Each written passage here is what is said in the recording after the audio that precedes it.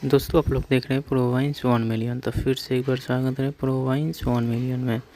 तो दोस्तों आप लोग को बता दें कि कल रात यादव राज का लिखा हुआ गाना का रिकॉर्ड हो चुका है।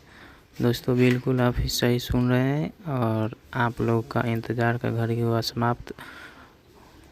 जो कि तस्वीर आप लोग देख रहे हैं कल स्टूडियो का है खेसारी लाल यादव, कुंदन प्रीत जी और जिनके अभी पवन सिंह के साथ सरिया गाना बहुत ही ज़बरदस्त हिट हुआ था। 60 मिलियन व्यूज आप लोग समझ सकते हैं कि कितना यह लोग अच्छे राइटर के साथ साथ हिट गारंटी। और लोग कहते हैं कि यादव राज जी का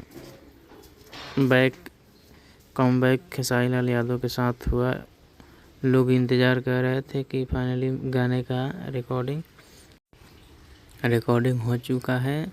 रेड लिपस्टिक 2 होगा या फिर कोई और गाना होगा, यह तो समझ नहीं पता है।